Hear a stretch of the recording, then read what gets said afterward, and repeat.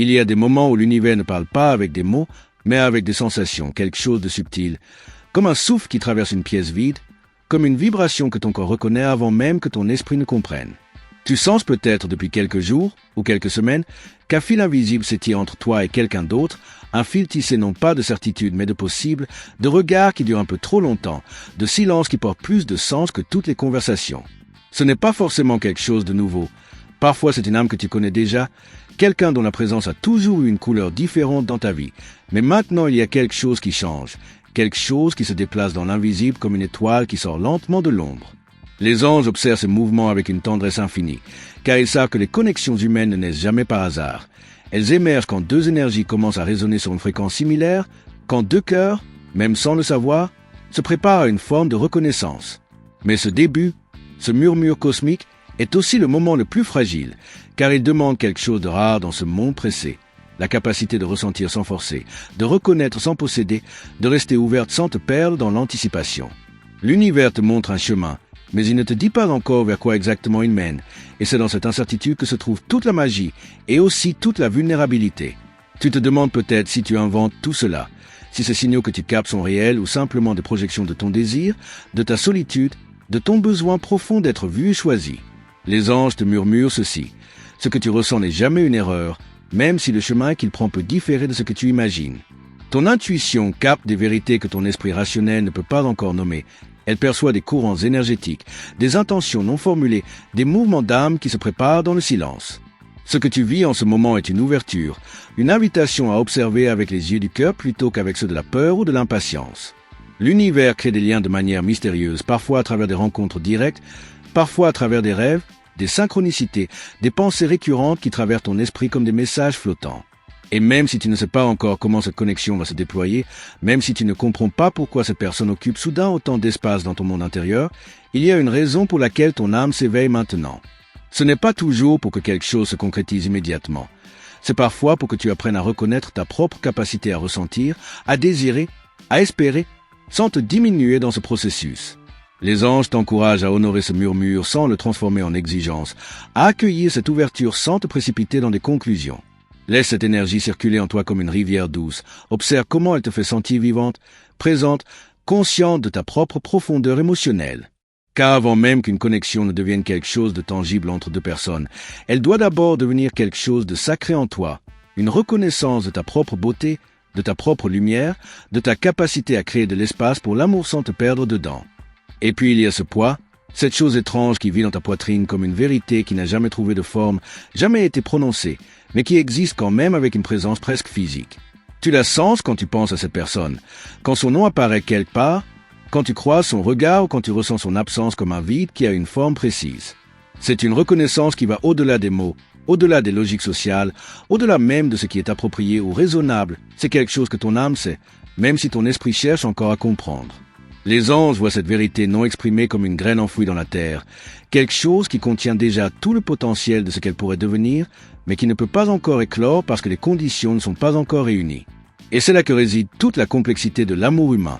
Il ne suffit pas de ressentir quelque chose de profond pour que cela se transforme automatiquement en quelque chose de partagé, de réciproque, de manifeste.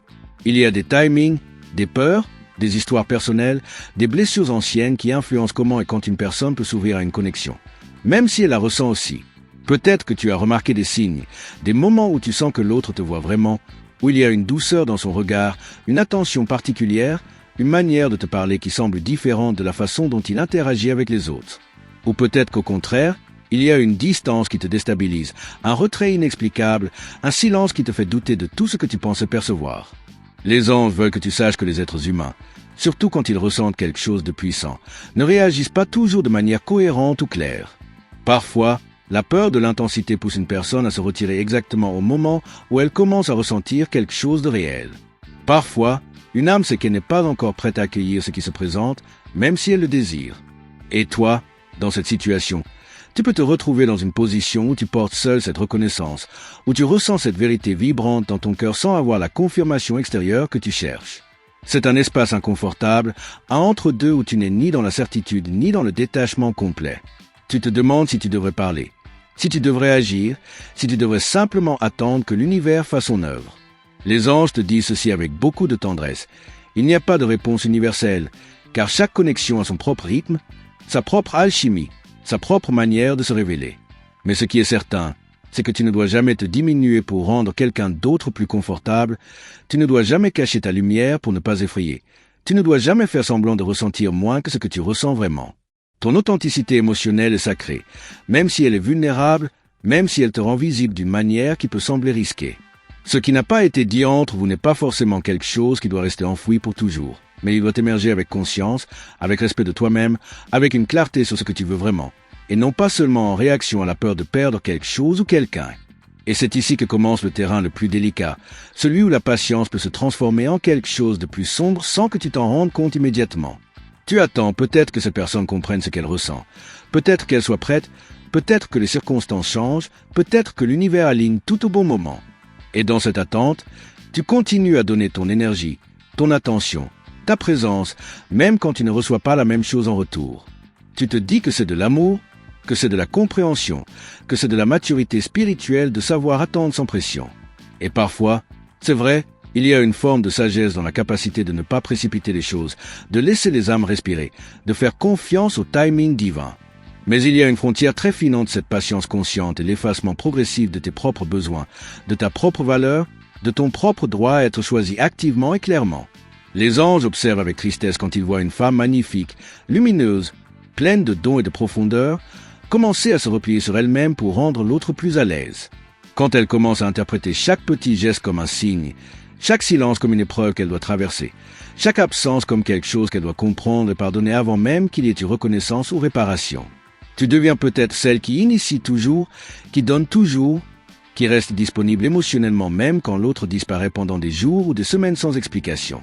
Tu te convaincs que tu es forte, que tu comprends, que tu n'as pas besoin de validation extérieure, mais en vérité, une partie de toi commence à se dessécher, une partie de toi commence à oublier qu'elle aussi mérite d'être nourrie, vue, honorée, choisie.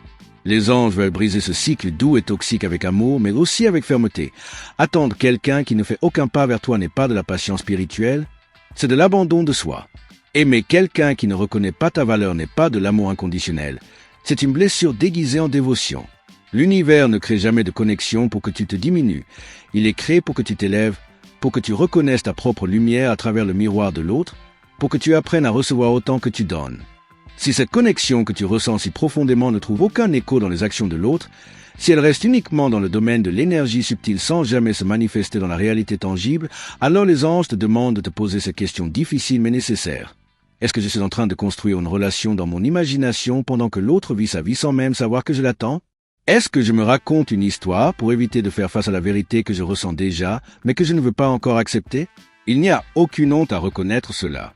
Il n'y a aucune faiblesse à admettre que tu t'es peut-être investi émotionnellement dans quelque chose qui n'était pas encore ou qui ne sera peut-être jamais réciproque. Ce qui importe, c'est que tu te souviennes de ceci. Ton amour, ton attention, ta présence, ton énergie sont des trésors précieux et ils méritent d'être offerts à quelqu'un qui les reconnaît, les honore et répond avec la même intensité et la même clarté. Les anges te regardent en ce moment avec une tendresse infinie, et ils voient quelque chose que tu as peut-être oublié dans ton attente, dans ton espoir, dans ton désir d'être aimé de cette manière précise par cette personne précise. Ils voient une femme qui porte en elle une capacité extraordinaire à aimer profondément, à ressentir avec intensité, à créer de l'espace émotionnel pour les autres, à tenir un lien même quand il devient lourd. Mais ils voient aussi une femme qui a parfois confondu son propre besoin d'être vue avec la mission de rendre quelqu'un d'autre prêt à la voir. Il voit une femme qui a donné tellement d'elle-même qu'elle a oublié qu'elle aussi devrait être nourrie, célébrée, recherchée, choisie sans ambiguïté.